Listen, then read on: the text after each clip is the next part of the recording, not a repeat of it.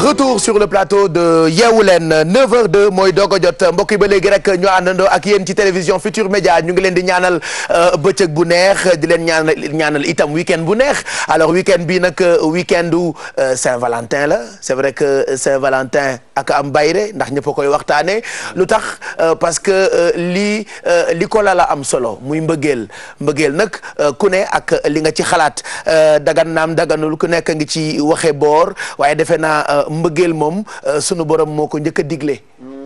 waaw yàllaa ko njëkk a wax alaaj Pap xam nga mbëggeel dagan naam daganul loolu moom wax ju yàqu la loolu mi ngi noonu xam nga alaaj Pap yàlla moo njëkk a wax ni wa jaala baynakum mawaddatan wa rahma waaw mooy ñun yàlla ñoo def seeni diggante mbëggeel waaw waaye bi mu indee mbëggeel ba noppi mu ne wa rahma ak yërmande maa ngi lay wax ni ku bëgg yërëm ko wallaahi alaaj Mamadou Mbaye koo bëgg rek di nga ko yërëm Pape alaaj Pape léegi waaye diggante nag dafa war a dagan li ci diine bañ rek mooy yàqu-yàqu li ci diine bañ mooy xam nga yàlla lu mu la tere rek sa njëriñ la waaw yàlla lu mu yàlla moo tax yàlla boo gisee kenn nga bëgg ko moom defal farata waaw boo gisee kenn nga bëgg ko yàlla nee na defal farata ndax mbëggeel gi yàlla def xam nga cofeel dafa bëri façon dafa am sobb am xobb am ishq am huyaam am mawadda yooyu waaw maanaam bëgg bi ma la bëgg bokkul ak bi ma bëgg Mamadou Mbaye bokkul ak bi ma bëgg sama sœur bi ma bëgg sama frère bi ma bëgg sama yaay mbaa sama papa waaye nag bokkul ak nag bi ma bëgg Seydina Muhammad sallallahu alayhi wa sallam moom da cee gën a fort waaye bokkul ak nag mbëggeel diggante góor ak jigéen moo tax yàlla lu mu tudd xanaa xobbo mooy ma wadda ma wadda moo gën a fort déggal boobu waaw alay pap ma wadda moo gën a fort boobu waaw moo tax yàlla ni ñun yàlla ñoo def seeni diggante ma wadda tan mbëggeel cofeel gu doy waar waaye wa rahma ak yërmande mag ñi bu ñu daan def xasal dañuy jël jigéen teg di way jigéen ji di way jigéen ji di way jigéen ji dem ba mu yàgg ne ko yalax ne ko taxaw maa jug nag kii ma tax a jóg sallallahu alayhi wa sallam kon ma wadda la ak rahma wadda bi dafa war a ànd ak rahma mooy mbëggeel gu ànd ak yërmande waaw te koo bëgg yërëm ko waaw kay waaye nag mbëggeel balaa ñu koo màggal il faut que mu dagan loolu moom il faut que mu préciser ko c'est très important dagan gi maanaam feddali gi ñu ni Saint-Valentin feddali gi ñu koy at mu jot déedéet mbëggeel moom minute bu jot seconde bu jot tierce bu jot dañ ko war di feet loolu la yàlla digle sax loolu la yàlla digle waaye itam di bu jotee nag kenn ku ne di fàttali ki nga bëgganteel maa ngi ñaan daal ñi nekk ci sëy yal na yàlla dëgëral seen sëy amiin ñi gisante te sëyagunu yal na ko yàlla gaaw dogal amiin ci darajey Seydina Muhammad réew mi daal réewum mbaax la réewum jàmm la réewum teraanga la waaye itam réewum xéewal la ndax yàlla gën a baax ñëpp alaaj pap ku yërmande ñëpp wallaahi waaye diggante bu nu koy daganal il faut kilifa yi taxaw ci keroog àjjuma wax nga ko lu kilifa bokkul baaxul ma waxoon la ne la jigéen ju mësul sëy sa baay di dund keneen ku la mayee ku dul sa baay amoo sëy waaw dégg la mu wax loolu foor na de sa baay di dund sa baay bu lànkee te ka ngay bëgganteel demal ci imaamu koñ beeg say mbokk ñëw waxtaan ak papa da ngay dégg mag ñi naan sa genn wàll yaa ko moom waaye sa genn wàll say mbokk ko moom bu ay mbokk ñëwee nag ne ko xam nga lu xew a kii may ko kii ndax damay bañ ñu def ci lu neexul yàlla waaye sama baay bëggante na ak diw sama baay lànk na nga dem nga sëy ak diw sëy ba amul voilà Mado da nga ci tase ak imam mu wax ci imam comme ni nga ko waxee imam Samb li ñuy def rek dañuy dem déglu ay kàdduwam ci mbiru Saint-Valentin boobu bi ñu doon waxtaan léegi Pape Cheikh ay te ñu xool ko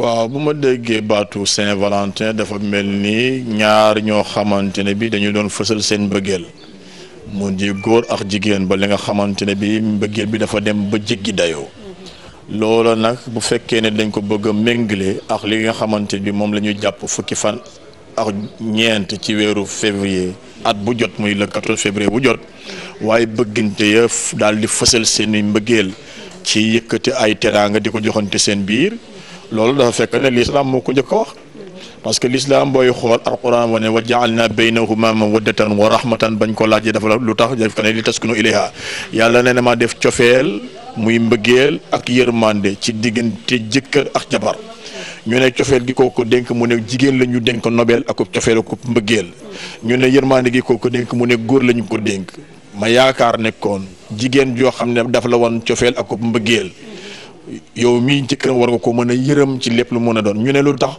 mu ne li taskunu ilayha aw li yaskunu ilayha kama xaala subhanahu wa taala maanaam ngir góor mën a fegu ci wetu soxnaam góor nag bu fekkee ne dafa war a fegu ci wetu soxnaam dafay fekk ne moom moo génn wuti ji am andil ko soxnaam ñu nekk ci biir kër gi ñoom ñaar ñooñee ñu mën a nekk ci tawfiixul ilaahi loolu la ñu ciy séentu kon nag li am solo dëgg-dëgg moo di nasaraan sax da koy faral di wax ne sans unité hors des grands ensembles rien n'est possible c'est son manque qui est à la base de toute tribulation dès l'instant que cofeel am na ci dès l'instant que yërmande am na ci ñoom ñaar ñooñu war nañuy mën a weccante ay teranga waaye teg ko ci kaw noflaay teg ko ci kaw tafiixu xol góor buy wuti la muy wuti na sell la muy jox jabaram ñu seq ko ñoom ñaar di ko lekk na doon lu dagaan bu boobaa mooy jur shawxa gi nga xamante bi mooy jur amour bi mooy jur cofeel gi mooy gën a yokkanti seen nobel ba léeg-léeg ñu mën a jonjo dama ne jigéen bu sëyagul sàcc la buñ ko takkee jàpp nañ ko buñ ko muree mu sëyi dugal nañ ko kaso bu fa juree doom ju barkeel mooy avocat bi koy layal ëllëg loolee yëpp nag mënul am lu dul rek bés bu jot saa su ne ngeen feeñal seen i mbëggeel kon bu waruñu ko rek yemal ci 14 février kon bés bu ne Saint-Valentin la war a doon ci waaye dencante yi mu di jëkkër ak jabar ci wax lu rafet jëf lu baax wax ju rafet nag ak jëf ju baax Adja Mado buñ ko dul woon fay sax boo ko yàlla dul woon fay war nañ ko mën a nangoo ndax nettali ga rawatina nag bu nekk tamit bi rafetee waaye tamit yàlla boole ci day fay googa nag la ñuy ñaan nag ci biir néegu sëy ba ngir njaboot ju barke mën ci juddu bés bu jot nag war nañoo mën di def ay échange waaye nag basé ko sur un socle amical. waxtaan bi nag Mado mu ngi ko seqoon nag Imam Samb jëm ci Saint-Valentin bi dafa méngoo rek ak li oustaz Pape Hann fi ci léegi. moom nga wax Pape Cheikh sànq ba tey yee ngeen di ko wax waaye ñun tey bi ñu gën a fësal mooy mbëggeel bi nga xamante ne moom moo nekk ci biir néegu sëy ba tax na Imam am na lenn loo xamante ne wax nañu ko mu marqué ñu torop maanaam wadda waaye am na lenn loo xamante ne man daal comme mënuma ko tënk rek ci arabe dama koy tënk ci olof parce que nee nañu que couple dañu war a nekk ci sportivité maanaam boo leen déggee sportivité biir moo sport boobu nañu jël ñu nar ko faram fàccee rek bu ñu jëlee es bi mu jox ñu li nga xamante ne moom moo di solidarité ba tax na biir couple saa su ne war nañu mën a nekk solidaire waaye bu ñu waxee dem ba ci pay bi Pape Cheikh boobu wàllu partage lay wax ku solidaire war a mën a partager yaag sa borom kër bu kii joxee ñaar fukk keneen ko joxe ñaar fukk mu nekk 200 francs Pape Cheikh mu nekk lenn loo xamante ne dafa nar a jëriñ waaye ku dem ci pay ba war a dem nag ci li nga xamante ne moom moo di o bi o boobu nag li nga xamante ne moom moo di solidarité ak partage li koy ëmb yëpp Pape Cheikh moom moo di organisation maanaam boo leen organiser seen biir couple lépp loo xamante ne mi ngi ci dina mën a sotti waaye ci biir organisation boobu am na lenn loo xamante ne moom moo ko lal moom moo di respect bu fekkee organisé wu ngeen yéen ci biir couple bi respect dina am ba tax na ku ci nekk dana naw moroomam doxalee ni nga xamante ne noonu la waree waaye lenn rek moom moo koy tëj respect boobu dina tax ku ci nekk fësal wala faire savoir am maanaam ci wàllu liggéey maanaam tee boobu moo di le travail donc nag couple daal macha allah bu nu méngooyee def noonu man gëm naa ni daal sport la te war naa tax ba nga xamante ne saa su ne war na nekk Saint-Valentin comme ni ko oustaz Pape Hann waxee Imam Samb firndeel ko moom itam dëggal ko di borom xam-xam moom itam waaye nag wax fii wax joo xam ne wax ju dal la wax ju rafet la muy borom xam-xam ku mën a génne xam-xam Imam Alhaji Pape maa ngi koy nuyu baax di ko ziar voilà alors sport bi nga jël noonu rek tekki ko waaw tas ko rek tey bi tam mën na nekk tolérance exactement voilà es bi tam mën na nekk sérieux parce que sérieux dafa am solo ci diggante jëkkër ak jabar mais lii neex na ma de sport la jël rek defee ko noonu ndeysaan déggal loolu donc solidarité partage organisation respect travail yooyu yëpp dañu koy bëgg rek ci diggante borom kër ak soxnaam merci beaucoup Mado dans quelques minutes itam di nga ñu indil produit bu bees boo xamante ni da nga koo loxoti parce que d'habitude tubaab yi produit yu bëri yu ñuy jaay fii ci Sénégal ci seeni yaram la ñu koy testé mais ndekete am na produit bu baax boo xamante ni génn na ñu testé ko ci ku am yaram bu ñuul te produit yooyu noonu dina gën a baax ci sénégalaises yi exactement Pape Cheikh ni nga ko waxee rek li ñu koy tënkee rek maanaam ce sera un futur sans tache pour képp koo xamante ne nit ku ñuul nga wala nga doon métis waaye daal tache moom dina génn ci bu ci kanam yi ñu gën cee nu mu tudd loolu kookoy Inoya d'accord Inoya lu bees la on parlera de ça dans quelques minutes c'est vrai que Mado mooy loxoti yu baax yi pour ñëpp am bien-être fii ci Sénégal laata boobu nag dañuy dugg ci waañ bi àndandoo ak Alfie tey nag comme tous les matins daf ñuy jox ay togg yu baax yoo xamee ni mën na neexal suñu week-end surtout que week-end bi week-end Saint-Valentin la qu'est-ce qu'elle nous propose regardez juste annonce Sophia bi comme ça juste après ñu dugg ci waañ bi.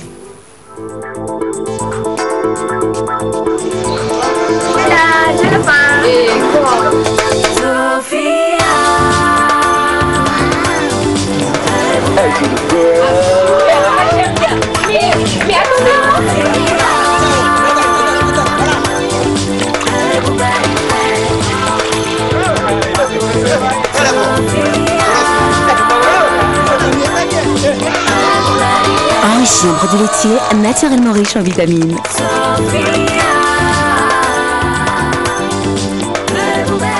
tey bi ñu xëyee ci fajar ñetti miisu mburu moo fi nekkoon mais lii moo ci des Alfi moo ko lekk gis ngeen de ñetti miisu mburu lii moo ci des c'est dommage alors tey da nga ñuy proposer ay sandwich. waaw Pape Cheikh comme ni ñu ko waxee sànq rek tey ñu defar ay sandwich mu bokk ci lekk yi Pape Cheikh parce que mën nañ ko defar de telle sorte que mu nekk ay aliments yu complet parce que xeetu sandwich bu nekk am na Pape Cheikh mën nga ko personnaliser nu mu la neexee mën nga ci def variété yu nekk mën nañ ko am ci thon mën nañ am poulet mën nañ am steak jambon fromage xeetu sandwich bu nekk war nañ ko soosal ma fii waaw kay war nañ ko mën a def donc tey bi ñu tànn rek soosal non ñun duñu soos dañuy assembler. ok d'accord assemblage. voilà donc bi ñu tàmb tey rek Pape Cheikh mooy bu jambon fromage. muy benn xeetu sandwich Dolce Vita moom laa ko tuddee. donc moom rek la ñuy andi tey toujours ak sunuy partenaire Beurre Sofia. tey ma andi ko ci pot bi andi ko ci stick bi. c'est vrai que su ma déggee Dolce Vita sama xel day dem ci sama benn rakk bu tudd Dolce Montero. Dolce Montero voilà Dolce Vita Dolce Montero. voilà Dolce Diagne. ah ouais n'est-ce pas. donc comme niñ ko waxee rek Pape Cheikh dinañu soxla pour mën a defar ñun sandwich bi ñu taamu. am nañ fi salade. am nañ fi tomate fraîche. am naa fi persil ak basilic. benn doomu laaj Pape Cheikh. am naa fi emmental française. am naa fi jambon de dinde Koutoubia. moom laa taamu pour mën ko def ci sama sandwich. léegi nag damay commencer par sauce bi parce que ku ne sandwich war a mën a am sauce boo xamante ne moom la ñuy tartiner ci pain bi avant ñu ciy def éléments yi. donc dama fi am moutarde nii ci biir saladier bi dama ciy def benn doomu laaj. donc su ma paree def ci moutarde Pape Cheikh. def ci mayonnaise bi. fëccal ci. donc moo ñuy servir sunu base pour mën a soos sunu mburu donc benn bi yenn yi dama koy def à base de sauce bi ma defar léegi. yeneen yi ma def ko à base de beurre sofia parce que tamit beurre sofia goût bi ci nekk ak vitamines yi ci nekk fàtte ko ci sandwich sax erreur la. donc moom day dem ci yenn yi. donc sauce bi ma defar à base de moutarde ak mayonnaise dem ci yeneen yi. pour ñi bëggul moutarde. donc ma dagg persil bi ak basilic bi. donc moom dafa bokk ci li nga tuddee cuisine rapide. tout à fait Pape Cheikh souvent da ngay yàkkamti. war a dem war a génn u xale yi xiif. u yow ci sa bopp nga xiif. je pense que ay sandwich yi mën nañ ko def ak li ñu tuddee reste. yi nekk ci frigo bi. waaw wala booy def sa marché rek Pape Cheikh nga jënd sa fromage. jënd sa jambon. jënd sa ay poulet. sa ay xeetu poulet wala sa ay steak. def ko ci frigo bi nga xam ne soo xiifee rek wala nga ñàkk jot rek. nga jël sa ay éléments. donc assemblé. def ci légumes nag surtout muy salade ak tomate. donc ma fomp paaka bi ñu xar mburu bi di fàttali rek ni benn bi yaa ko lekk ci suba. ma xaral la yëpp wala. waaw mën nga xar benn bi yaa ko lekk ci suba. dama la faale. donc am naa sama benn bàjjen bu ma gis démb bala sant nee na ma loo togg Pape Cheikh Diallo moo koy lekk ñoom ñi ngi ci rond-point Wakam bi ak waaskatu jën yi nekk foofu Pape Cheikh neen ñi ngi lay béggee. samay xarit lañu. donc. Diallo. ci bëti yi. mën na ko de mën na ko de.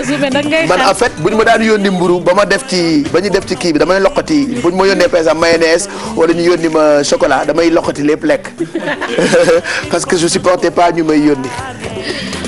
comme ça beneen yoon kenn j'ai jamais supporté. j'ai jamais supporté. donc Pape Cheikh ñu def sunu ay tranches waaye damay def ak Youssou Ndour. ñu def sunu ay tranches ma yónni ma dem léegi lii. ñu def suñu ay tranches ah. sunu ay tranches jambon. Ouais. def sunu ay tranches fromage. Ouais. donc nii rek lañ koy tegle xam naa tey moom ndekki bi tonton Garmi laa koy jox na biir ndax dafa maa xaw a mere. bi njëkk pare moom laa koy yóbbul. ku la mere ku baax. ndax bëgguma mu may mere. waaw loolu rafetul de. kii Pape Cheikh kat la ma def ca Gorée. rek juste le temps ngay def sa assemblage. ñëpp ba ko changé. wallaay man ma ànd ak moom. yaa ko xeexal de. bi ndekki li pare mu jox ko waa Gorée. rafetul loolu rafetul ñu ngi cee nuyuwaat sax Augustin. suñu genn wàll ndekki yëpp sax genn wàll yëpp. wallaay juste rappeler que li nga xam ne def nañ ko keroog Gorée dinañu ko suivre lundi matin parce que dañuy dox léegi ci ay antennes décentralisées et que tous les mois dinañu dem ci benn gox santi fa def yeewu leen. alors bu njëkk bi ñu ngi ko amale woon Gorée di ngeen ko seetaanaat lundi matin mais bu ñu jógee Gorée nag ñu ngi jëm dëkk bu ñu naan Ndar alors yéen ñi nga xamante ni yéen a jiite région yi yéen maires yi n'hésitez surtout pas ngeen contacter ñu bu ko defee ñu ñëw àndandoo ak yéen ci seen ay gox ak gox-goxaan.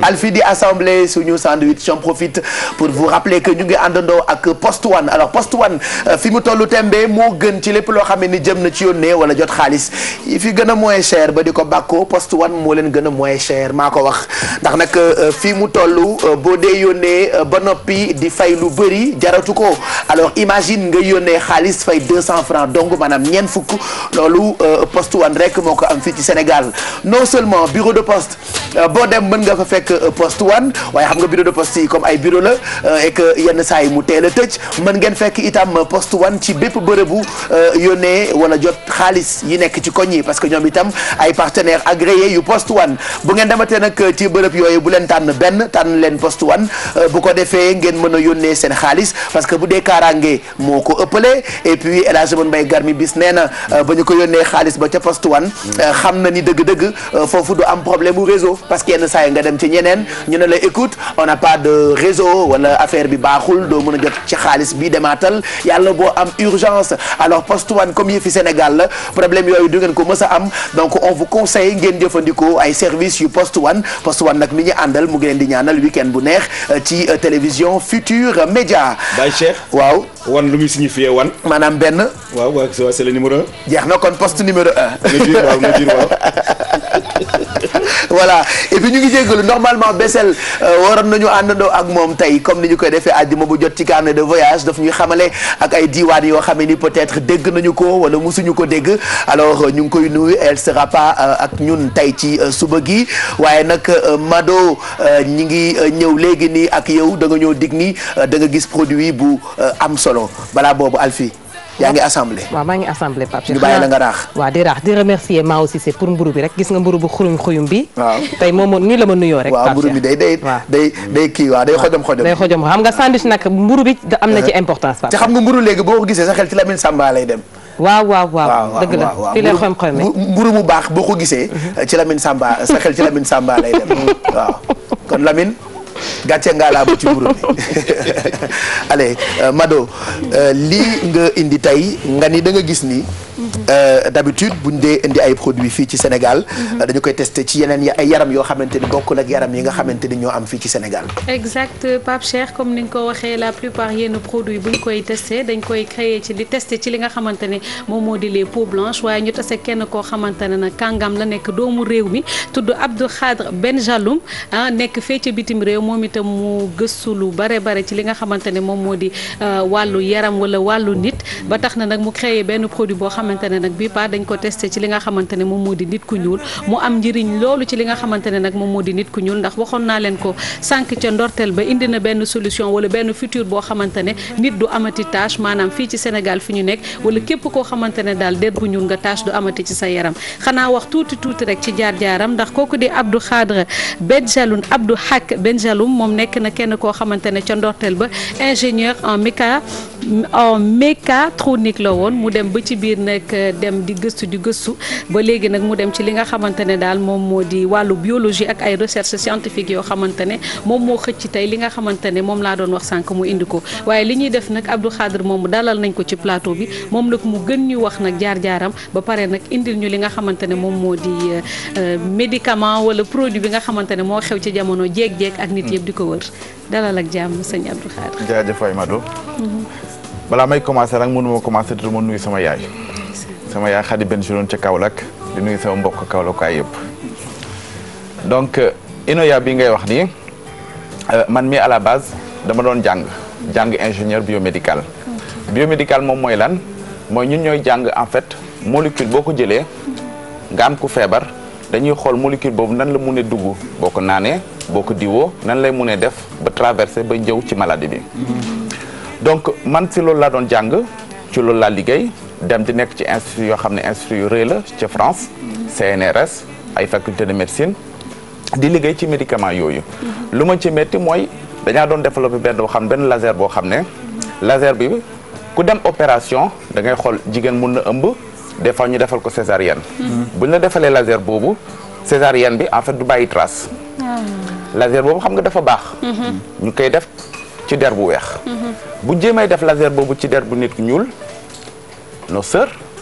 du marché dañ leen di laq. donc xool boobu laa xool gis ne molécule yoo xam ne tamit boo ko jëlee appliqué ko ci sa peau bi du dugg donc des fois malade day sanday feebar. dem ñu jox ko médicament mu appliqué ko foog ne mu ngay faju nekkati duggul ci der bi ndax am na ay médicaments yu bëri yoo xam ne duñ ko testé ci ñun donc ñun nag lu ñuy jéem a def mooy développer ay affaires yoo xam ne nit dina am feebar nit dina am tâche teg ko ci yaram mu mun dëñ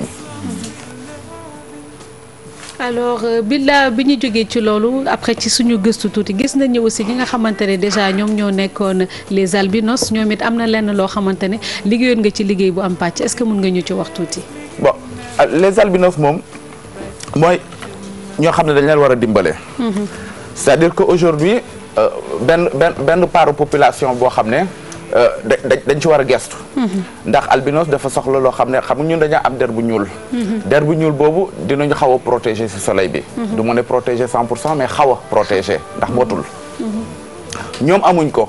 donc bu nekkee ci mbedd bi quelque part ak soleil bi da leen di jox ay cancer. donc du coup ñun en fait bu ñu doon étudier dañu doon étudier xam nga boo nay wax tâche. alors que ñoom mënuñ def en fait tâche. donc ñoom du coup dañuy nekk modèle boo xam ne boo leen étudier di nga mën xam en fait ban différence mu am entre albinos. bu nit weex ak albinos bu nit ku ñuul. modèle boobu à partir bu ñu ko mën a defee en étudiant justement albinos su nit ñuul yi. leen mun comprendre en fait lu tax tey jii da ngay xool boo defee bouton.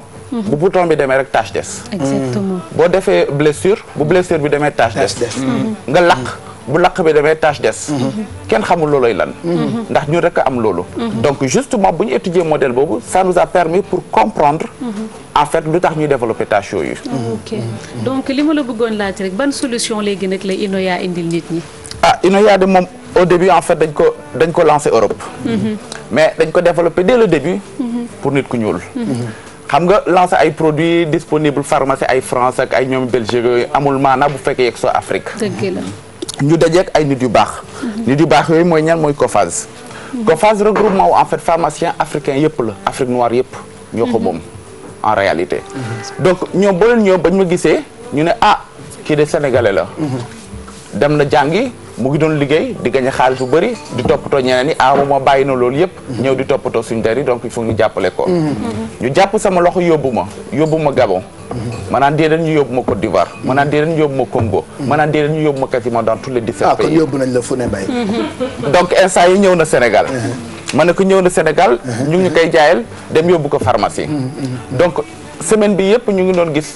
dermatologue bu fi am médecin bu fi am dem nañ seeti ko waxtaan nag moom présenté ko ñoom ñëpp ñu naan ma bravo continuer parce que ñun ce qu'on n'a pas compris mooy boo demee par exemple France ñi nga xam ne dañu am yaram bu ñuul wala ñu am peau bu mat Inoya bi la ñuy gën a jëfandikoo Inoya bi la ñuy gën a jëfandikoo après on s'est dit mais ñun mënuñu dëkk Sénégal am ay der yu ñuul fii bëri am ñu am peau yu mat te duñu jëfandikoo lii moom la Pape Cheikh wax nga lépp oui donc fu mu munti yem laa Inoya dama ko bëggu daal te ba pare xam nga am na yenn marque yoo xam ne dañuy lancer ay produits bitim réew bu ñëwee Sénégal naan dañuy changer packaging bi dañ koy baissel gamme Inoya nag dañ ko jël gis nga bañ lancer France tam fa neex leen tam fay marché c'est la même bu ñu lancer Sénégal mais c'est cool ça c'est cool ça mën a amee produit yi fii Sénégal produit yi mu ngi yegg si pharmacie donc bu leen ragal dara bu seen pharmacie amul dem leen laaj ko ndax boo leen ko laajee pharmacien moom it dina donc boo demee ci pharmacie bu fekkee amu ko mun na commander COFAS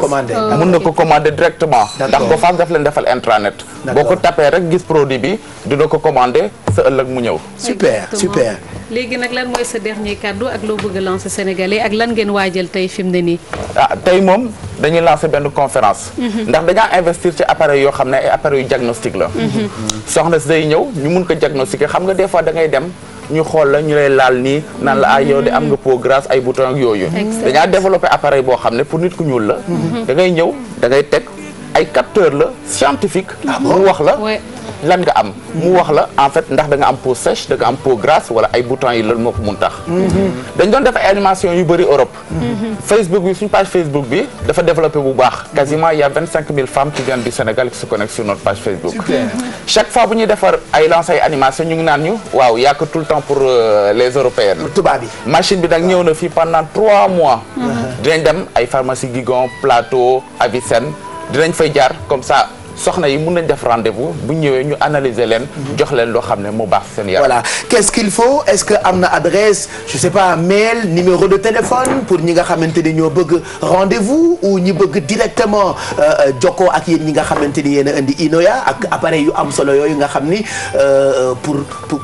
pour jigéenu Sénégal la voilà pour tester suñu yaram donc lu gën a yomb mooy nañ dugg Facebook tap Inoya INOYA d'accord buñ tapé dinañ ñu gis ñun lépp lu ñuy am bu fekkee pharmacie moo fii Avicenne wala Guigon wala Plateau dinañ ko fa bind wax ban jour la joxe numéro bi ñu oote leen jël rendez-vous d'accord ay ci kii a ubbil ñu xool ñu xool parce que gis naa ci yu ndaw gis naa ci yu gàtt gis naa ci yu njool bi moom mooy soin unifiant bi moom képp ku am boo xam ne sa visage day briller da nga koy jël suba boo ko diwee sa yaram bi dafa naan pekk soxlatoo maquillage pour kanam bu yu dafa naan pekk donc da koy unifier maanaam da koy unifier matifier ko comme ne pekk yi muy defar pour jigéen rek la pour góor la mais oustaz xam nga góor moom en général produit yi c'est surtout jigéen a koy jënd di ko jox jëkkër ji donc bu ñuy def communication dañuy communiquer toujours ci jigéen yi bu jigéen yi essayé ko ba xam ne baax na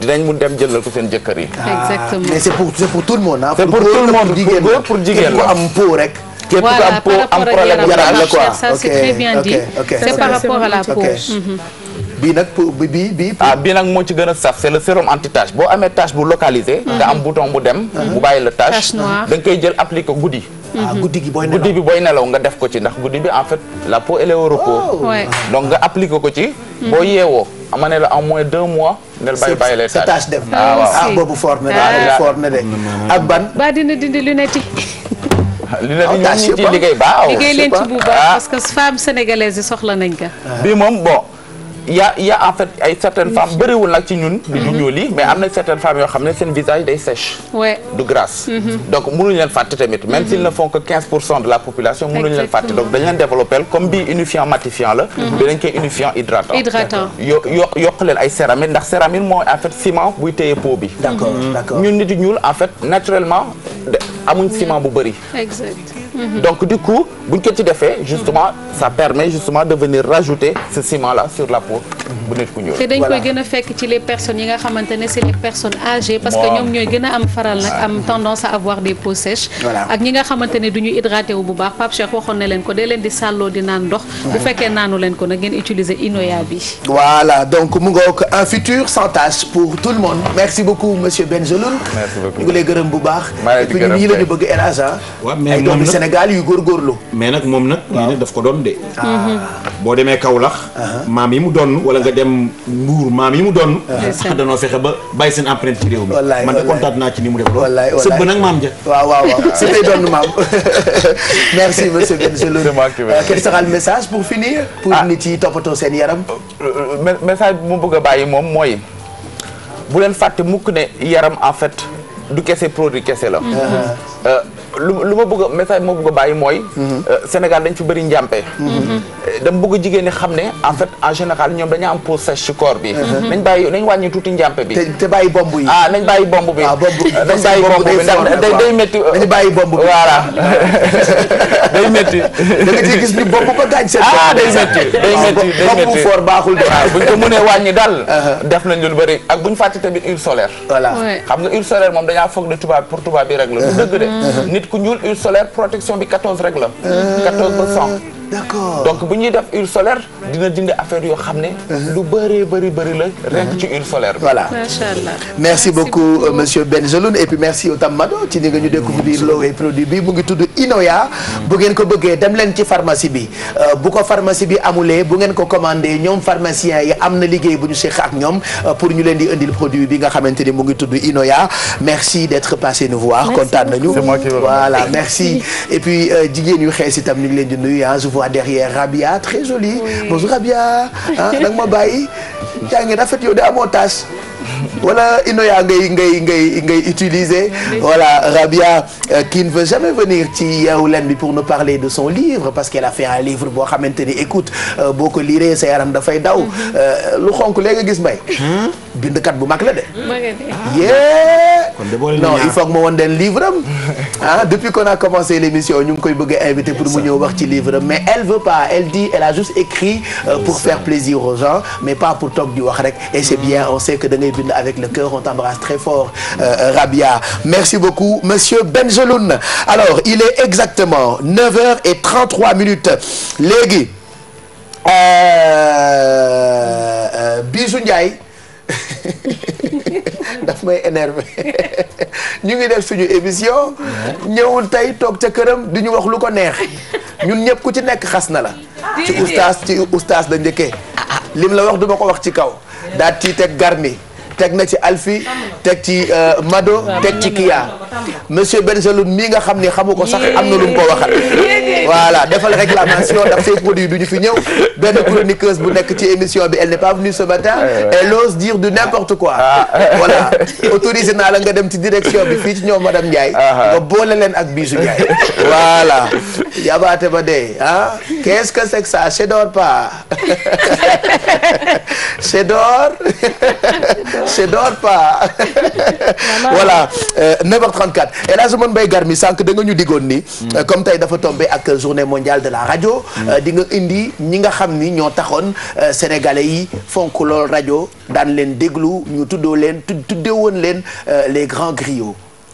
Baye Cheikh ñii ma la indil tey mooy les grands griots du Sénégal ñii nag ñoo daan takk sëy yi bu réew mi ma santul diggante tamit ñoo koy dox ba réew mi calme bu xew-xew bu mag masaana am ñooy fexe ba xew-xew boobu taaru mosunoo fekkee dara lu ñaaw ci mbaax rek lañu dund seen dund yëpp ci mbaax lañu ko def waaye nag mu yemoon nag ne benn rajo rek moo amoon ci réew mi te ñoom nag ñoo fa bokkoon nekk daan wax naal xew-xew yi nga xam ne nii moo daan xew ci réew mi yëpp comme mën nañ bi lak doo di daje ak tubaab bi ñoom ñoo la koy nettali bi cee Yaasin di daje dëgg-dëgg ak ki nga xam ne kii dëgg-dëgg mooy Buur Siin ñoom ñoo la koy nettali kooku nag mooy grand griot tey nag ñoom laa ñëw ñu nekk nag ay baay yoo xam ne yile bàyyi nañ seen empreinte donc ci jamono yi ñii ñoo ñu nekkoon oui ñoom ñoo waaw voilà ñoom la ñu doon journaliste yi ñoom très bien ñoom ñoo nekkoon waxkat yu mag yi lu xew ñoom ñoo ko daan doxal d'accord ñoo réew mi daal dëgg-dëgg ñoo àndoon ak chef d'état yi oui amul nag fu buur ma sa nekk te fekk ñu ko fa kañ la d'accord def leen teeg ci yow gëstu tamit ci yow mbokk daana soree waaye danañ fexe ba mbokk gi ñu lijjanti ko ne daal dëgg-dëgg Papa An ak Baye Cheikh mbokk nañu nangam waaw kii mag ñooñu nag tey nag ñoom laa leen di tey jeex na na biir kon ñu xool leen ngone ndonda yaay jal ndey ngoone singari ndey ngoone musante yaay joobe yu maarok ma waj ma ba maarok ma waj ma samba maarok ma wajatama reeñu ala gayna ko ala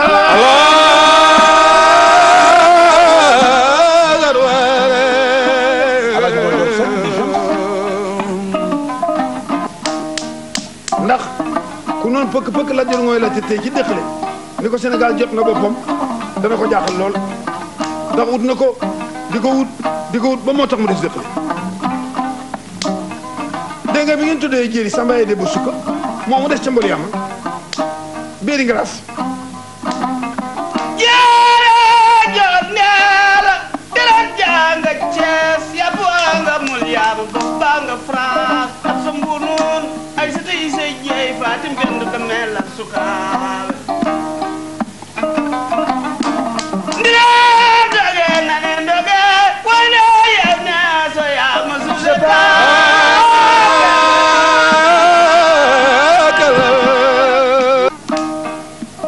citoyen des 4 communes moo waral des grands fonctionnaires de l'État ndax mën nañu wax indépendance le 4 avril cey Nourou Lamine le premier docteur en droit le premier avocat noir du Sénégalais.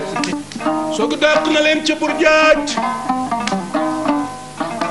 soob na leen ca Xumma soog Njaay tawla faa bi te Bukaar Njaay Lamine Koura Gueye Bakar Anta Njaay Bakar ma monsieur Gueye Bakar wali mu bantante Njaay Njakumba Noor Joob ma de ci jëloo ba ca teel ndombo ndax bañ ku lu ñaaw ginnaawam njaag siraag njaag faa mbay siraag ma samba Bukaar Njaay Lamine yàlla yaa ngur jàppale Paul Sédar Senghor wax nga dëgg kenn ku nekk samay bopp nga am gu la yàlla may jaarale la foo xam ni bi nga jaaree Sénégal li la war lépp def nga ko fi ba Blaise nekkee dañu ne woon kenn ku mel ni Blaise dootul am ba fi Lamine Gueye ñëwee jëkkëroon docteur en droit bu ñuul dañu ni nag avocat bu ñuul am na lii Lamine rek la ko yàlla may ba mu jógee Léopold Sédar Senghor ñëw fi yàlla teg réew mi ci loxoom mu nekk fi ñi xàmmee ñëpp ni kii day kenn mu sigi nit ku mel ni moom kooku royukaay la à 25 ans mu nekk gouverneur nekk le marshal de sa promotion ca école nationale de la phase d'outre-mer bu mu jógee ci loolu nekk na secrétaire général à la présidence de la République luutu ko jiitu nag mu nekk ko ci affaires étrangères kon xam na réew mi xam na bitim réew nekk na it nag ministre coopération nekk na tamit premier ministre ak ci fi mu nekk kon ma ni royukaaya ngoog ndax xam na réew mi yàlla soo ko teg loxo réew mi jàmm rek ma fa war a am ñëpp bokk nañu ñëpp bokk ndey ak baay ñëpp bokk lépp kon nag yàlla na yàlla may jàmm moom na ko am yàlla na yàlla dimbali ci dara jërëjëf. macha allah. te dëgg-dëgg ki ñuy waxtaane tey mooy Kaani Samb. kooku Kaani Samb la. waaw Kaani Samb mag ñaa ngi noonu nag. Baye Cheikh. yàlla na la yàlla ñi fi desandi yàlla na yàlla guddal seen fan. muy yéen ñii. waaw ñi nga xam ne tamit dëgg-dëgg ñoo jiitu. yàlla na yàlla yëgal ci àjjana yu kawe ya. amiin waaye Baye Cheikh maa ngi lay wax ne daal. régulateurs yi mag yi daal ñu ngi noonu. et puis dañ tey gis ñoo xam ni. ñun ñi bëgg cosaan. dañuy dégg seen ay tur. yaa ngi ciy wax léegi ni El Hadj Assane Madoxaye Samb feeñ na ci. waaw ki nga xamee ni moo di Kaani Samb. feeñ na ci ak ñeneen ak ñeneen ñoo xam ni El Hadj Maada. moom tamit mu ngi ci reportage bi. dëgg la Mor Dior Seck. Mor Dior Seck. Mor Dior Seck Siga. voilà. dëgg-dëgg amoon Ndiaye Samb lal la. El Hadj Mansour le grand communicateur traditionnel. papa moom itam mu ngi toog ci jotaay bi. waaw moom moo présenté. d'accord. xam nga voix d'or dafa am solo. te présentateur macha allah Pape macha allah. day mel ni Baye Cheikh du iñaan. waaw day yaatu. moo tax du Mansour ne ko un présentateur nag. voilà alors day mën a séddale. ñoom buñ daan def émission da nga daan gis ñu def ko. comme ni mag ñi daan taayaane. dëgg la toog rek. waaw wër loo rek. waaw lan la dañuy xalam waaw kee di way. dëgg la am ñuy wax. dëgg la te comme ñun ni ñuy préparer nii ay émission def conducteur téléprompteur ñoom amuñu woon yooyu yëpp. te dañ daan déggante. ku ci nekk boo tollee fenn. tey bi Mansour Mbaye demee ci Alaaji Lamine Gueye. waaw Samba Seck xam na ne moo dëkk waalo. day dem rek waalo. du ko may sax mu noyyi. déedéet bu àggalee rek mu yëkkati jëm waalo. da koy këf. bu demee Bawol. Kaani li tax ñu tuddee ko Kaani dafa tàngoon dafa li mu xam ci histoire. dafa foor ba ñu tuddee ko Kaani. Kaani Samb waaw dafa wax nga dëgg wax nga dëgg. oh là là ndeysaan Ablaye Naar nag may. naanaan lu mag loolu. passe partout la moom. wallaahi waaye kenn du Samba Jabare. Samba Jabare ak Amadou Ndiaye lan la. ñu ngi koy ndokkeel non moom mu ngi ñu mag seetaan ñaa ngi noonu ndeysaan. wallaahi et puis dégg naa tamit ku fi nekkaan kilifa ci jamono yooyu. ñoom nga daan àndal. bu ñu masaan a tàbbi seeti jiili. waaw jiili mbay xool na ba mu yàgg daal ne leen daal yéen ñëpp dama bëgg ngeen préparer dama leen di yóbbu mag te ngeen seet fi ngeen di jaar yëpp. ndeysaan man ngeen jaar Maroc. dem Caire. jóge fa dem Paris. soo fa jógee dem mag. ñii dañoo fonkoon seen valeur. moo tax daal dëgg-dëgg bëgg naa daal waxuma la sax day géwal boo nekkee ci askan wala nga nekk di vivre ci àddina. xamal sa valeur. ku la xam yow daal dëgg-dëgg na nga xam sa valeur même ku la xamul xamal yow sa valeur. wallaahi xamal li ngay jar. te nit wante boppam. te oustaz ñii boo seetloo. dañu daan apaiser Sénégal. oui bu njëkkoon daawoo dégg tension yi ngay dégg léegi. daawoo dégg coow yi ngay dégg léegi. daawoo dégg jafe-jafe yi ngay dégg léegi. daawoo dégg yàq der yi ngay dégg léegi. kenn daawul dégg yu ñaaw. grâce ak ñii nga xam ni ñoo fi nekkoon. nekkoon rajo Sénégal. nekkoon ORTS. nga xam ne tubaarkàlla bu ñu toogaan ba wër El Hadj Mansour Mbaye wax dëgg yàlla yaramu ñëpp da daan daw. famille yu lëmm ñoo daan toog ci télé xam nga léegi boo dee seetaan télé sax di nga am gàcce bu ñu wanee yenn yi. waaye bu njëkkaan kenn daawul am gàcce xool dara. amul woon sax interdit au moins deux. parce que ay nit yu am valeur ñoo daan génn ci ay télé. ay communicateurs yu mag ñoo daan génn ci ay télé. et loolu yàlla moo ko njëkk a digle. yàlla ko njëkk a boo dee wax ak mbooloo na sell. wallaahi tey moom yaay firi. li ma wax tey moom yaay firi. xale de déedéet. ba pare xaj Pape di ndokkeel nag Alaaji Mamadou Mbaye. wallaahi ndax yii munuy indil muy démb. da lay fàttali nga xam sa bopp. rawatina mag ñu baax ñi nga xam ni. li ma ci gën a neex nag mooy la ma bëggoon naa ko la Alaaji Mamadou Mbaye. mooy ñii ñuy àndee nii. di yëkkateendoo nii di tëralandoo. daan doxandoo àndandoo groupe dem ci kilifa. àndandoo groupe dem ci ñaar ñu dëngoo ñu jubóole leen. ndax ñoom ñi fi desandi. toogaay bii ñii daan toog. ndax ñoom ñu ngi koy def. loolu nag bëgg na nag Alaaji Mamadou Mbaye mu dimbali ma ci loolu bu amagul. moom mii mu fexe nu ma ko doxee. ndax it nag xam naa mbaax gu ne ci moom. ak mbaax gu ne ci ki nga xam ne bu ne addoo. sa xel dem ci moom muy Baye Alhaji Mamadou Mansour Mbaye. lii nag dafa nekkoon démb te ku ci nekk am na tarixa boo bokk. ku ci nekk am na tarixa boo bokk waaye bu ñu dajee ñoom ñëpp. tarixa sori na. doo xam kenn daal foo dëkk. waaw ku ci ne daal foo dëkk wax na ko léegi. waaw kay jógee Bawal. kay jógee Siin kay jógee Waalo. ñoom ñëpp ñu bokk benn pénc.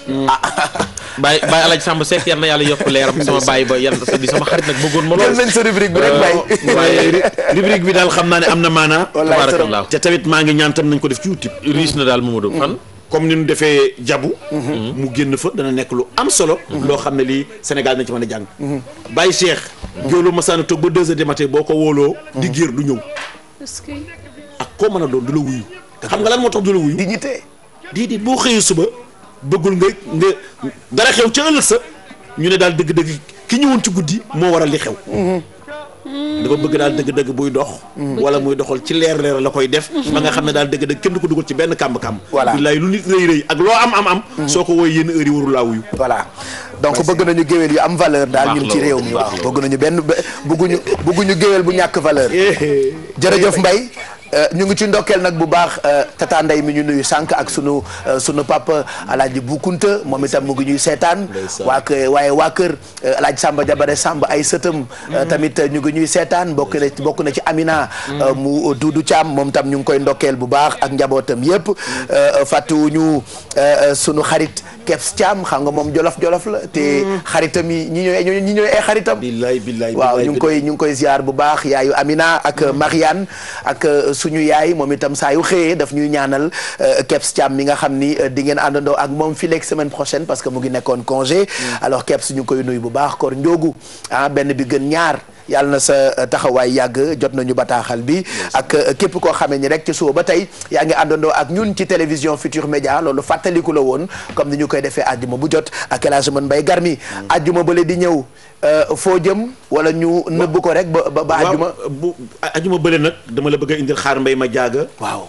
bi muy toll ci digg ndëndëm laa ilaaha illallaah bu woyaan ba piis piis bi nag àjjuma nga koy gis Mbaye daal di nuyu maa bëgg xaar àjjuma ngay gis loolu Mbaye man daal Mbaye su ma tolloo woon nag moom jamono laa ilaaha illallaah maa bëgg xaar daal man daal damaa bëgg xaar Mbaye man daal maa bëgg xaar Mbaye xaar mu woy rek ba piis oulala kon dafa àjjuma préparé say ree kenn du moom jërëjëf Mbaye léegi nag mbokk yi laataa ñuy dem ci revue de presse bi ak Mamadou Mouhamed Ndiaye dañuy dem nag ci oustaz Pape Hann ca kanam dinañu indil siira waaye nag fu ñu xëyee àjjuma rek daf ñuy ñamal li mu nar ci bis bi ndax nag war nañoo jàkkaarloo ak ki nga xamee ni moo di Sidi Ahmed Mbaye Sidi Ahmed Mbaye nag boo ko déggee sa xel day dem ci tu Sidi Hadj Malick ba tax rek ñu ngi ci ndokkeel waa Tiwaawan yëpp sunu sang yooyu nga xam ni fu nu xëyee dañ ñuy ñaanal yamuñu rek ci ñaan yi dañ ñuy consommer ku ci mel ni suñu papa Maodo ñu ngi ko ziar bu baax bàyyam ba Mabda si da baax ku ko dabaan baax dégg naa moom yàgg nañu koo bàkkee bàkke rek dara maan aram loo kumba caam wala mbañ penda ak paate penda bugguma penda xaar yàlla bopp coor duma ci sori mbay xanaa rek oustaz Pape Anne lay bàyyi mu fi ci tuuti parce que gëm naa ni ëtt yi ci Sénégal yëpp moo Pape Cheikh ku la jalis xanaa géwél bi ku la jalis mbay géwél bi mbay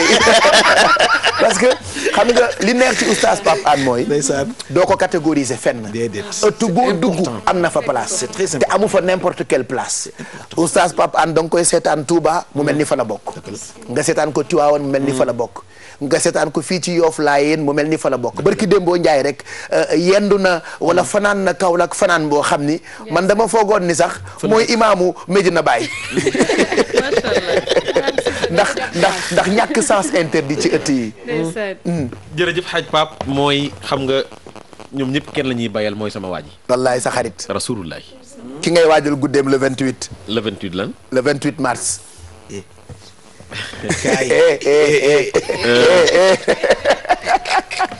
nee nañ ma nag bul waxati bàyyi ko Pape Cheikh. yàlla nañ ko yàlla doole bëgg loo. amiin an moom daal. xool gi nga may xool di ma xàmmee. Seydina Muhammad.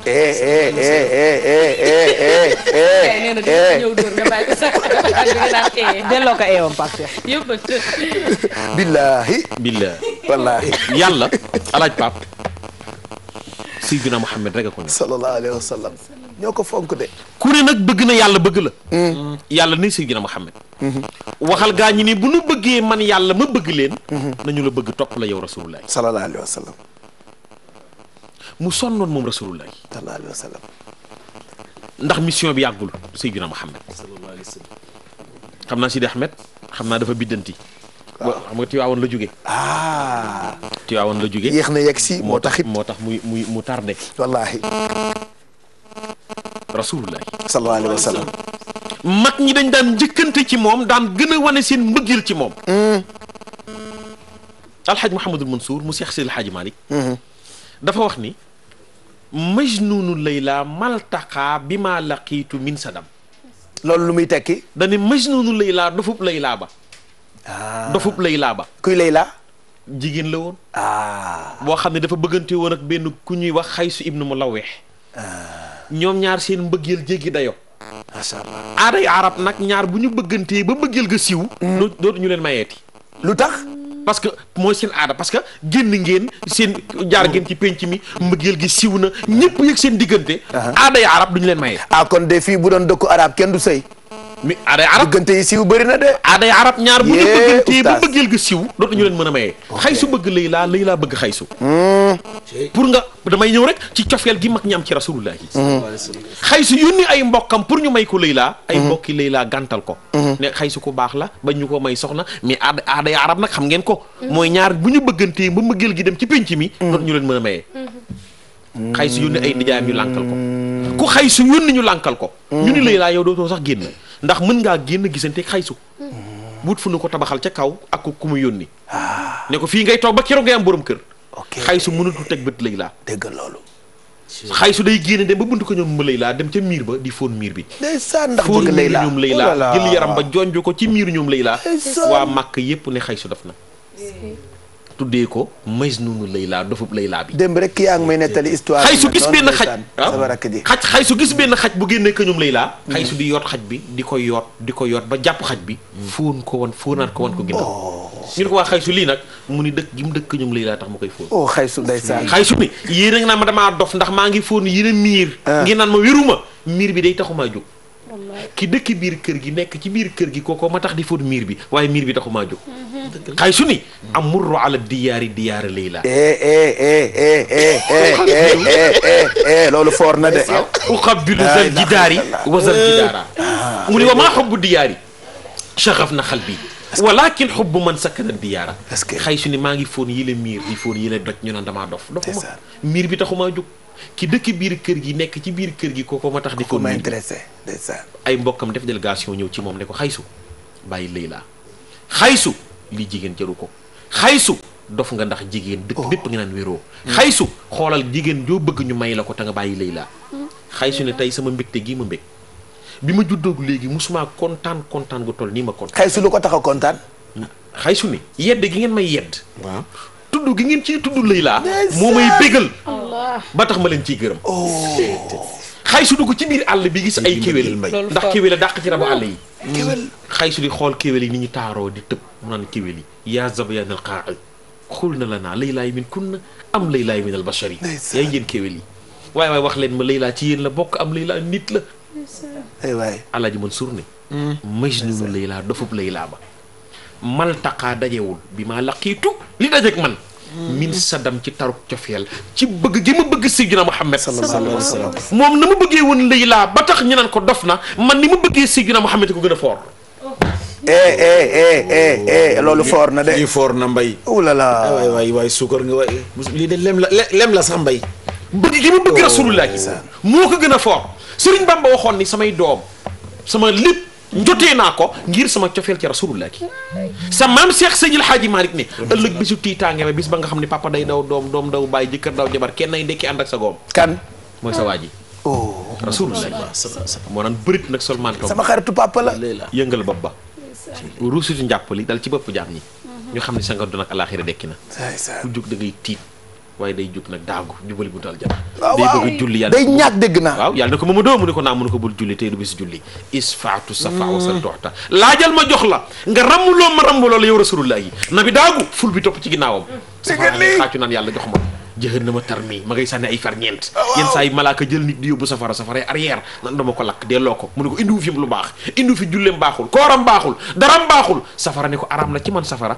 may lakk xol bu sopp rasulullahi xaraamun alayhi naaru xal bu ahabuhu nabi daago dem fëgg buntu ba bëkk néeg bi ne kooku mu doon rasulullahi nee na ana aati baabal jannati yawmal xiyaama ëllëg maay njëkk a ñëw taxaw buntu aljanna nee na fa astaftixu fa yaqulu xaasinu moo fëgg buntu ba bëkk néeg bi garde aljanna di xaasin ne ma kooku mu doon fa aqulu Muhammad ma ne ko man a Muhammadu rasulullahi mu ni ma bi ka umirtu ala aftaha li ahadin xablak yàlla ma waxoon ni bunt bi naa ko ubbi ba mu ni ràpp soo agsee mu ubbi ko ba mu ni ŋàpp xaw ma na di nga mam déet yàlla ma waxoon ni bunt bi naa ko ubbi ba mu ni ràpp soo agsee yow rasulullahi ma ubbi ko ba mu ni ŋàpp njot maa koy féete nday joor nan gaa ñu dugg leen yàlla ne ko naa la jox ba nga di doy na wa du awali da sa wallaay ñoom Pape Cheikh Diallo daal di daagu nag dugg tubaarkàlla ne woon bay gar mi nag laaw la cat Youssou Ndour jiitu waay ñuy dox par ndànk nag yenn saa yi ñu nuyoo waaye wa alfi kañ nga yegg si fala taqhar wa masailan fala tanhar sama gaa yaa ngi amma bi ni'mat rabbika amiin waay loolu bés ba lay doon yàlla nañ ci yàlla boole sama Maodo waxoon ni ëllëg du li ma julli laa yaakaar Cheikh Seydi El Hadji Malick amul benn jëf bu may yaakaar ëllëg man Maodo lu dul bëgg Seydina Muhammad sallallahu alayhi wa sallam walaysa li amalun alxaaka yaa amali si wal mahabbati wa taazimi wa sadami saadul abibul Muhammad Fadal maamin talibul xeer bu jëli Muxtaar Cheikh na Cheikh Saad bu ne ko est-ce que maam dëgg la bu nekkuloon ak yow mindeef du am du ñu talal ko abay sujud lawlaahu ma kaana al wujudu fi l wujudi wa lam yakun lana ruku'a wa sujudi alaaji Pape koo koy Seydina Muhammad ndax it nag nga dem ba garage fekk fa oto bu paan ngay jël say bagage aj xam nga ne doo dem wallaay doo dem boo bëggee dem nag da ngay kallam bi ci sama waa ji rasulullah sallallahu alayhi wa sallam jërëjëf oustaz man de maa ngi musuma daanu leer ci télé de te maa ngi ciy bëgg a yàgg nag waaye wallaahi tuuti ma jooy léegi nii donc yàlla na yàlla yàggal sa taxawaay daal yàlla na yàlla yàggal sa taxawaay bu baax sax xam nga Baye Cheikh waaw ndeysaan wax dana neex wala jëf rëy ndeysaan fi muy génnee ak ci ki koy génnee foofu nag foofu dëgg ci la wax bi amee valeur yal na yàlla guddal sa fan ndeysaan wallaay te xam naa ne tamit ñi nga xam ne ñi ngi lay seetaan tamit ñi ngi la koy ñaanal wallaay moo tax bataaxal yaa ngi jóge fu ne jot naa message yu jóge Italie Tata Yaya Diallo moom nee na mu ngi rafetlu waxtaanu oustaz Pape Hann El Hadj Ababacar Diallo Mamou Dadi ak Petit Papa moom itam tubaarkàlla mu ngi réagir léegi nii ak sunu xarit yëpp de ku ci ne fa nga toog kontaan nga lii mooy yeewu leen bis bu jot ak couleur am laataa ñoo àggali comme 9h56 mooy doo ko jot dañuy jàll nag ci yéenekaay yi ki koy ficci di ko xóotal Mamadou Mouhamed Ndiaye la nu koy woowee Mouhamed. oui Pape. na nga doxale sant yàlla bu baax. mbaa yaa ngi ci jàmm. waaw tey nag bul moo indil benn wax ngir yàlla. wax du ci am sax. wallaay dama la ko ñaan rek. wax du ci am sax Pape. dama lay bàyyi rek nga nuyoo ak xarit yi. nuyoo ak sa xarit yi ci plateau bi. soo paree rek nga dem directement. waaw ay jëkkoon. voilà te bul moo indil benn wax. non wax du am Pape tey moom noppalul tey moom fin de semaine la. waaw kay ay ca nuyoo fekk ma décharge fi mu nekk nii. nuyul sa xarit yi gaaw. ay ca yan xarit. gar mi nekkatul sa xarit. kooku bàyyi la. kii yaa nekkatul sa xarit. waaw kooku moom rakk la. Mado nekkatul sa xarit. waaw kooku mag la. mag. waaw yaa ko mag fuuf. yow Mado mi ngay màggetal nag. xam nga yaa may wax loo Pape. ñu dem man mu yóbbu ci bàyyi nag mbay. man mu yóbbu ci bàyyi nag. noo ko wax loolu. sa ajuma mu tooñ ma. kan la wax loolu noonu. tey ci bàyyi la ma yóbbu.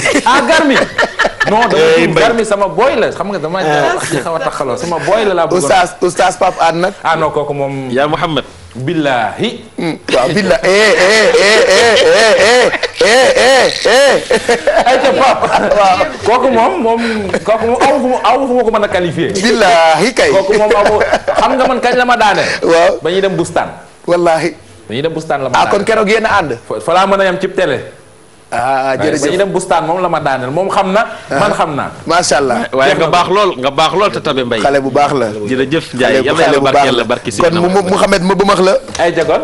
jërë ngeen jëf. damay door ak laas mi xëy dikk ak ñun ci lu aju ci layob Karim Wade ak Pape Albouri Ndaw bi nga xam ne démb la woon ca tribunalum Dakar Pape Albouri Ndaw expert comptable bi demoon ca Singapour ne Karim Wade am na fa benn compte bu def 47 milliards Karim ne loolee ay sos la yëf yi teer ca wàllu yoon démb lañ doon waroon a àtte yéenekaay bi dañu koo dàq ba fukki fan ak ñaar ci weeru mars waaye nañu jàppee na affaire moo di yëf yooyu ca règlement de coup ca la mujje woon ci diggante ñooñu Karim Wade yi ak Pape Albouri Ndaw ne ba ñu duggee ca salle 7 ñu ne yëf yi renvoyé nañ ko ba le 12 mars Pape Albouri Ndaw génn ànd ak avocat mu di maître El Hadji Diouf ak garde corps am ci la gars yi Karim Wade di yekk ñooñuy Toussaint Manga yi tiim Pape Albouri Ndaw di ko tifaari saaga lu ne dégg na ko wéyu beek fenkat beek bandi bi ci gàttal daal yëfee nag juróoni jàppante yéen kaay bi nañu waaye ki nga xamante ne jëm moo di Maysa Wade di nekkoon ni jamono garde corps Abdoulaye Wade moom jàppante ba du ko fàtte moo gënoon a fës ci saaga yeeg yuuxoo yi waaye moom lañ ci gën a duma yu mitti ne garde corps Pape Albouri Ndaw moo ko dóor yu mitti maître El Hadji Diouf yéen kaay bi nañu dem na sax bay xataraayu naan sama fetal laa yor bu ngeen ma jegee yéen ñëpp lay wàccee benn bu ñëpp jeexee sama yoon nekku ci en tout cas daal démb tribunal tàngoon na laa sa wax loolu populaire moom it dellu si waat ci li nga xam ne am na démb ca tribunal mais moom lii la ca gis mu di lan kii di Pape Albouri Ndaw expert comptable bi nga xamante ne démb woon ma nga woon tribunal dafa mooy waaye tuuti konoon gars yi defal ko affaire waa gendarmerie ñoo ko ca génne lu doon loolu naroon naa metti ci moom Pape Albouri Ndaw observateur moom it dellu si waat na ci layo bi nga xamante ne ji amoon na démb ca tribunal yéen a kaay bi nañu dàq nañu ko ba le 12 mars Karim Wade teewul woon li tax teewul woon kenn ci avocat di maître Ciré Clédor Ly mi ngi naan nguurug Sénégal loxom génnu ci ndax Karim Wade jotoon nañu ordre bi war a tax ñu génne ko ci kaso bi yóbbu ko tribunal ginnaaw bi ci lañu ne am na benn contre ordre boo xamante ne ji day tere ñu génne ko ci ordre ba régisseur bi sax dëggaloon na ko ba ne 19 personnes ñoo waroon a génne rëbës dem tribunal ñu àtte leen ñooñee Karim ca la ca bokk ginnaaw bi kon ca lañ ca dellu gannaaw observateur nañu audience bi nga xamante ne ji dàq nañu ko ñaari camp yi mu di ñi farek Pape Albouri Ndaw ñi farek ki nga xamante ne ji moo di Karim Wade dañ doon saagante ak dóorantey kurpañca fi nga xamante ne ji moo di ci tribunal boobee Karim Wade ak layoom démb ak la fa xew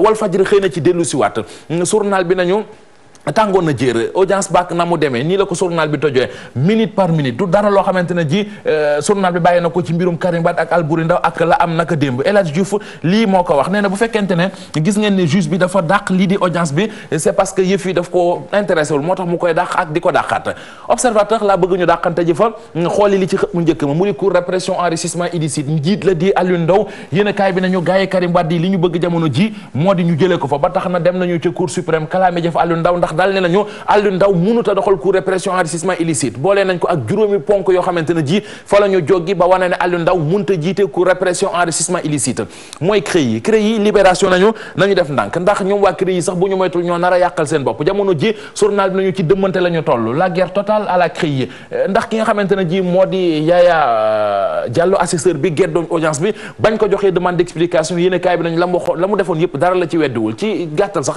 dafa gën a yokk ci xar mi karaw dafa gën a delloo buum ca boy boy ba jàngalekat yi réew mi Sud Quotidien nee nañu ñoom it delloo nañu buum ca boy boy ba yéen kaay bi nañu grand cadre des syndicats ci grève la ñu jëm danañ amal débrayage grève ak sitting ak assemblée générale le 17 le 18 février ñu soobu ci grève générale grève totale sécurité totale le quotidien nee nañu nguurug Sénégal moom la bëgg yéen kaay bi nañu l'armée bi mi ngi ngànnaayu l'armée su réarme am nañu ñetti drone am nañu ay hélicoptère yoo xamante ne ji combat rek moo ko tax a jóg lépp ngir jëm ci xeex wàllu terrorisme ak wàllu insécurité général Mansour Seck nekkoon ne jamono sem gàcci populaire mi ngi mel ne kuy dëggal wax ji nga xamante ne ji ñii di waa quotidien wax nañu ko ne bu ñu ko fekkee ci populaire moom général Mamadou Seck li mu wax moo di Sénégal muccagul ci wàllu terrorisme banlieue bu Ndakaarook na mu tëddee jël fa xale yi sol seen bopp ba def loo ni terroriste day yomb moo tax faaw dañu jël suñuy matuwaay taxaw ci ñu taxaw ci stade yéene kaay mi dikkal ñun ci meneen biir stade Papis Demba Cissé football katu Sénégal bi nee na 74 minutes yu nekk dina dugal bi li mu def Diego Costa defagu ko Kun Agüero defagu ko Harry Kane defu ko lii gis-gisu stade la sunu lamb moom dikkal ñun ci ki def lu bari toj lamb mu di Modou Lo ci xëtam mu njëkk nee na combat am diggam ak Bombardier ñu ngi koy préparé lu ca war dina ko def da koo jël au sérieux leneen looy wax na ko mi ngi nii ci suufu yéenekaay bi moom Modou Lo moo wax li la mu ne pare na ngir di liggéey ci bépp boor ngir dajeek Bombardier ndax day dem États-Unis mu ne daal fi mu nekk ni gis na ne gisagul soloy dem États-Unis lan moo tax mu bëgg ndam diggam ak Bombardier mu ne parce que seen écurie bi ni mu dooree saison bi baaxul loolee la ñu bëgg effacer Babacar effacé loolu indil ma grand place ñu xooli fa benn waay boo xamante ne ji ñu ngi koy woowee Johnny Ba grand place Johnny Ba mi journal bi nañu jàpp nañu ko waa DIC ak waa section recherche ñoo ko jàpp moom daf doon menace de mort président Macky Sall ak ministre intérieur Abdoulaye Daouda Diallo Johnny Ba nag Gabon la nekkoon jardinier Ali Bongo la woon atum 2007 2008 la ko Abdoulaye Wade delloosi ci réew mi jàpp nañu ko ñu ngi ko jàppee ci banlieue bu Dakar mais téléphone am Pape journal bi nañu ba ñu ko jàppee fekk nañu ci numéro personnel Abdoulaye Wade ancien président de la République fekk nañu ci ay messages yoo xamante ne ji daf ko doon envoyante diggante Samuel Sarr ak Omar Sarr bu Parti démocratique Sénégal Pape.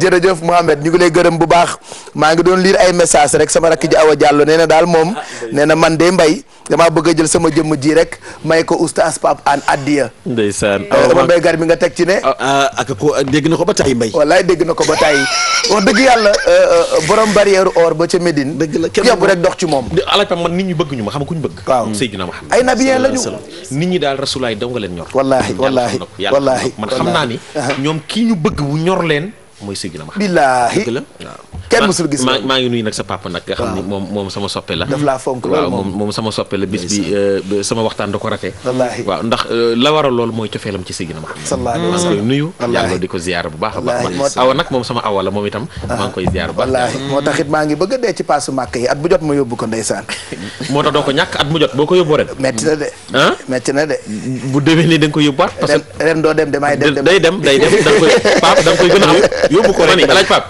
wallaahi waajur moom loo ci def da nga koy gën a am insha allahu taala kaaba ga mu toog ñaanal la yow moom ku bëgg jàmm rek na la ko may sa ñaari waajur seen xol sedd ci yow moom ku bëgg jàmm na la may jàmm waaye xaw ma nag ku fonkul ay waajuram kooku dana yomb dugg dana yomb songu dana yomb daaneel waaye boo fonkee say waajur fonk sa ndey fonk sa baay ba nu gërëm la moom boo naree fande ginaar ngay reere mbaay kon buñ ma mayul jàmm gis ko yow ku la mayul jàmm du am jàmm loolu kay Pape bul sol ndax say waajur dañ laa gërëm ndax ku say waajur gëm loolu nag day message boo xam ni mboolem koo xam ni am nga yàlla wërsëgal na la nga am waajur buy dundandi boo defee demande bëgg mu gaaw génn dëgg la jaamu ko fonkal say waajur gaaw dëgg la waay soo bëggee sa ëllëg baax fonkal say waajur gaaw di leen teral nag la ngay am nga ciy jox say waajur mu bëggee mu sakkan mais Pape bari na ndëgg sërëx yoo xam ne yi léeg-léeg nu gas ko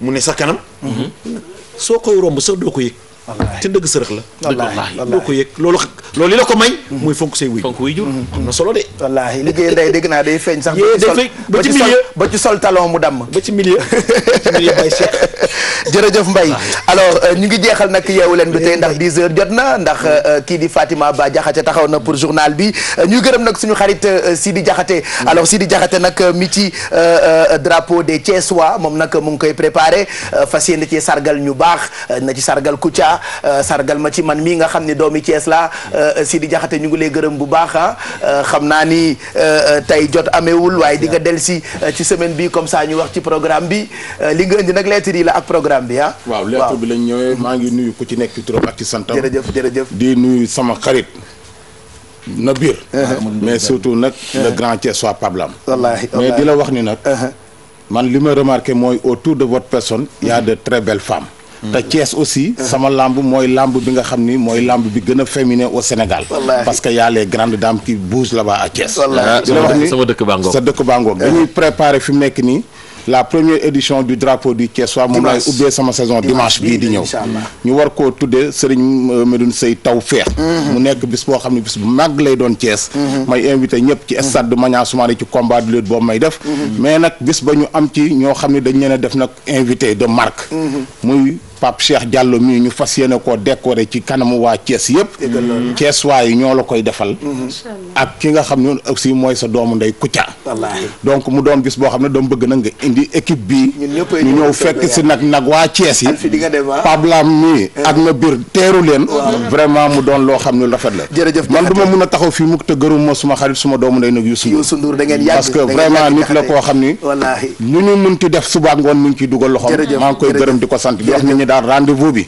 mooy dimanche 16h bu soobee 16h ca stade Maniang Soumaré bu Thiès première édition drapeau Medoune Sey Tawfekh jërëjëf Sidi Diakhaté baa ngi nii donc ñu lay remettre spécialement pour l'invitation merci beaucoup merci Pape voilà Kouthia nag defe naa ni ma ko fonke sax ëpp na kon ñu ngi koy sargal moom tamit bu baax bu sas Pape Anne bu 4h jotee inshallah ñu ànd ak yow ci Sira 16h inshallah bu soobee ñu àggale waxtaan jërëjëf Mado ba mardi bu soobee yàlla ba mardi inshallah Pape Cheikh Kiya ba mardi bu soobee yàlla yow tamit El Hadj ñu ngi lay jox rendez-vous dimanche ci guddi ci RFM xanaa rek di wax ne daal ndey ju baax ajatu awa mbeng sant na leen yéen ñëpp gërëm leen mu Ndeye Ndiaye Fatou Awa ak sama xarit sama soppe As Ndiaye Demba nga bu ca Italie wallaahi ndax moo ma sañseel voilà jërëjëf ñuy gërëm tamit Mansour Lo ruqu montre yóbbante yëpp yegg si na yàlla na sa taxawaay yàgg Alfie suñu ay sandwich pare na Pape Cheikh bonne dégustation xanaa bonne dégustation ay lundi inchallah voilà maa ngi leen di jox rendez-vous nag tey ci guddi night show bi spécial Youssou Ndour suba de Saint-Valentin et tey ci guddi nag Youssou Ndour la ñuy àndal dañuy revisiter lépp loo xamante ni woy na ko ci woyu mbëggeel en attendant suba kon tey night show bi avant gu lay nekk pour li nga xamee ni nar na ko suba ca King Fahd Palace soirée spéciale Saint-Valentin Papi Thiandoum bon anniversaire voici le journal de 10h.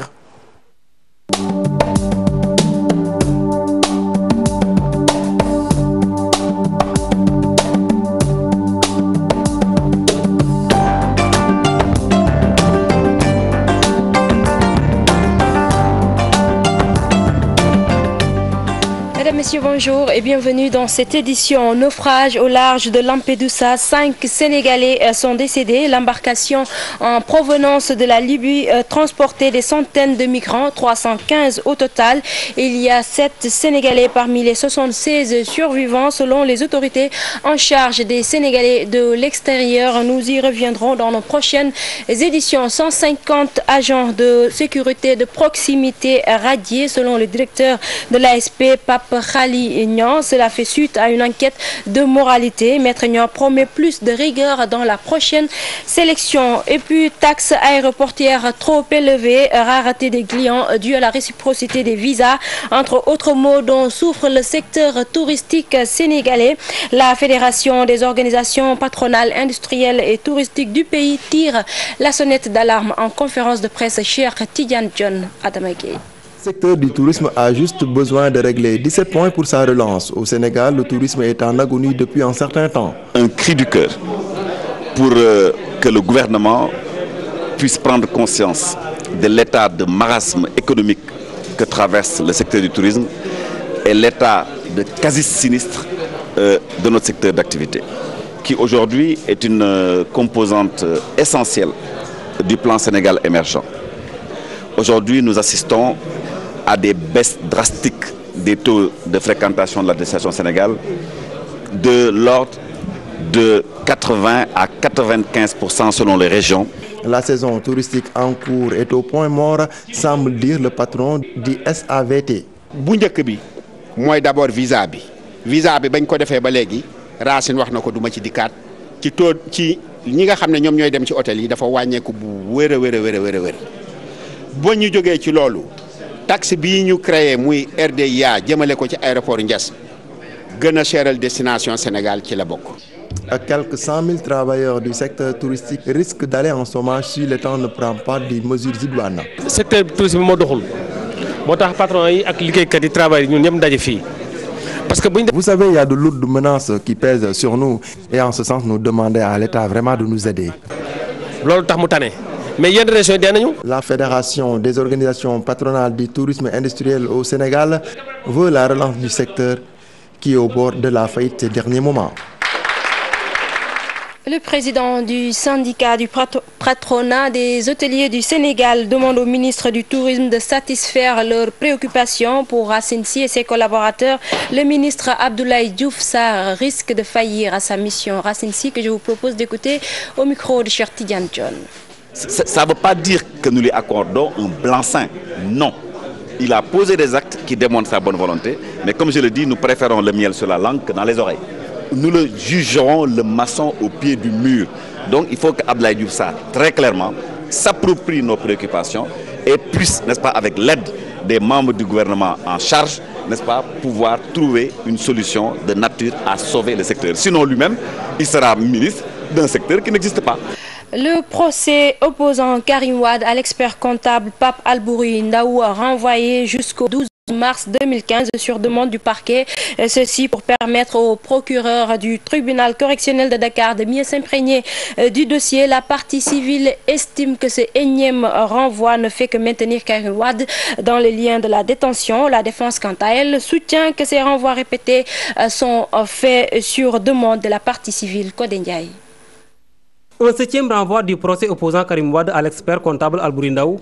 Selon Maître Seydou Diagne, avocat de la partie civile, ce renvoi n'est qu'une volonté manifeste de maintenir son client en prison. Monsieur Karim Wade était sur une liste de 20 personnes à extraire. Les 19 se sont retrouvés au tribunal. Et lui, on lui a demandé d'attendre, etc. Parce qu'il y a ceci, il y a un ordre qui vient d'en haut, etc. Tout ça, c'est encore l'intervention de l'État du Sénégal qui a empêché monsieur Karim Wade de se rendre à ce procès pour éclairer l'opinion sur les mensonges d'État, des rapports et le faux qui a été commis par M. Albouri Ndao et que nous alléguons. Il est fort probable qu'avant le 12 mars, où nous devons revenir plaider contre M. Albouri Ndao et montrer les mensonges d'État et les faux rapports qu'il a produits sur le compte de Singapour, qu'entre-temps, la CREI condamne M. Karim Wade. Des arguments battus en brèche par la défense, son avocat Maître El Hadji Diouf soutient que ces renvois répétés sont voulus par la partie civile. À chaque audience, les avocats de Karim Wade demandaient le renvoi en voulant faire croire aux Sénégalais que c'est en réalité donc Albouri Ndao qui ne voulait pas être jugé. Ce qui est fou, Albouri Ndao n'a jamais demandé un seul renvoi. La partie civile devrait être en état depuis très longtemps pour plaider ce dossier. Mais elle n'est jamais prête parce qu'elle n'est pas sûre d'elle-même. Dans cette affaire, Karim Wade est partie civile. C'est Karim Wade qui veut qu'on envoie en prison Albouri Ndao. Dans cette affaire, Karim Wade n'est pas arrêté. Il n'a pas de mandat de dépôt. C'est une mauvaise foi manifeste de la part des avocats de Karim Wade. Karim Wade a attrait l'expert comptable Albouri Ndao devant le tribunal correctionnel de Dakar pour faux et usage de faux sur les 47 milliards découverts à Singapour. Le procès est prévu le 12 mars 2015. Le nouveau patron de la maison de la presse installé officiellement ce jeudi, Bara Ndiaye, a reçu les clés des mains du secrétaire d'État à la communication Yakham Mbaye. Selon lui, c'est un pas de plus pour la consolidation de la démocratie. Le directeur de la structure apprécie la mission à sa juste valeur et promet de travailler avec les acteurs des médias. Modi Gaye, Younous Diatta. Polémique dans la nomination, cacophonie dans l'installation, un retard dans le démarrage, locaux non disponibles, c'est finalement les couloirs de l'agence de presse sénégalaise qui abrite la cérémonie. Son directeur préfère parler plutôt de sa mission. La presse sénégalaise a des questions hautement plus importantes que ma propre personne. Il est question pour moi, le plus rapidement possible, de me mettre au travail. Quelle est la meilleure manière pour nous, dans le cadre d'une dynamique collective, pour travailler tous au renforcement de l'environnement socio-économique des médias, la précarité de l'emploi au niveau des rédactions, etc. etc. Le SYNPICS marque son désaccord, les patrons de presse boycottent, Bara appelle les uns et les autres autour de l'essentiel. Maintenant, il va falloir le plus rapidement possible entamer en tout cas des concertations avec les acteurs, parce que je crois que c'est ensemble que nous pouvons faire des choses. Ma simple personne ne suffira pas pour faire le travail qui est attendu de nous. Je crois qu'il est nécessaire que chacun y mette, en tout cas, du sien. Cette nomination est un choix du chef de l'État, a expliqué Yaha Mbaye, qui évoque une avancée de la démocratie. On ne peut pas parler de démocratie sans liberté d'expression. On ne peut pas parler de liberté d'expression sans une presse consolidée, sans une presse viable. Et le fait qu'aujourd'hui, la grande famille de la presse sénégalaise soit dotée d'une maison de la presse, vous conviendrez avec moi que c'est une avancée considérable. L'administrateur a reçu les clés et promet de démarrer les travaux dans les meilleurs délais par une tournée dans les différentes rédactions. Ma carte en un jour, une politique du rectorat de l'université Cheikh Anta Diop de Dakar pour soulager les étudiants de la longue attente. Les principaux bénéficiaires s'en félicitent et appellent les autorités universitaires à pérenniser cette mesure entrant dans le processus de la réforme de l'université sénégalaise. Pam Derifal. Ma carte en une journée, une nouvelle initiative des autorités de l'université Cheikh Anta Diop de Dakar pour réduire les longues attentes pour obtenir une carte d'étudiant. Une décision que les étudiants apprécient. C'est une bonne initiative parce que les étudiants rencontrent souvent d'énormes problèmes, en tout cas à satisfaire leurs besoins en termes pédagogiques et au niveau des services sociaux, parce que tout simplement ils ont des problèmes parfois à avoir leur carte d'étudiant à temps. Maintenant, avoir la carte d'étudiant en un jour, ça, on peut dire que c'est une révolution. Nos aînés faisaient de très longues attentes avant de recevoir leur carte. Et ça, c'est quand même génial parce qu'en venant en un seul jour, bon, vous obtenez votre carte en espace de 30 minutes. Et bon, ça, c'est une très longue. Ouais, c'est une mesure à saluer. Voilà. Ils appellent à la pérennisation de la mesure pour que l'ancien système des cartes soit un vieux souvenir. Nous appelons les autorités à non seulement pérenniser cet acte, mais à aider les étudiants, en tout cas, et les professeurs à suivre cette réforme. Nous souhaitons cela parce que même hier, j'ai entendu à la radio dire que le recteur veut que, que les cartes soient pérennisées pour toute la durée du cycle universitaire. Les étudiants de l'université Cheikh Anta Diop de Dakar peuvent pousser un ouf de soulagement avec cette nouvelle politique du rectorat dans l'obtention de la carte d'étudiant en un jour, une pièce qui pendant longtemps a fait souffrir les étudiants, occasionnant même des bagarres. Et puis en sport, l'étoile filante de Ouagadougou est arrivée à Dakar ce jeudi après-midi à 24 heures du match de la Ligue des Champions face à AS Pikine. Les Burkinabés se fixent comme objectif de faire un bon résultat à Dakar. Mamadou Ndiaye, Ababakar Kamara. L'adversaire de l'AS Pikine est arrivé à Dakar. Ils ont foulé le sol sénégalais vers 15h30. L'étoile filante de Ouagadougou affiche le complet. Ça va, on a quelques blessés, mais je pense que ça va. On a aussi perdu un peu quelques joueurs ces derniers mois-là qui sont partis ailleurs. Ça nous a fait beaucoup. Donc je pense qu'on va faire... On a amené des jeunes ambitieux qui sont quand même capables de se battre. On peut gagner ici comme on peut gagner au match aller. On peut aussi perdre ici comme on peut perdre au match retour. Donc c'est un terrain qui est fait pour tout le monde. Le ballon est rond, il est rond pour tout le monde actuellement. Je pense qu'on va se battre. Face à l'AS Pikine de Dakar, un club inconnu selon eux, ils sont très motivés pour faire un bon résultat à Dakar. On va essayer de partir au Burkina avec un résultat. Bon, comme vous le savez, c'est des matchs de Champions League.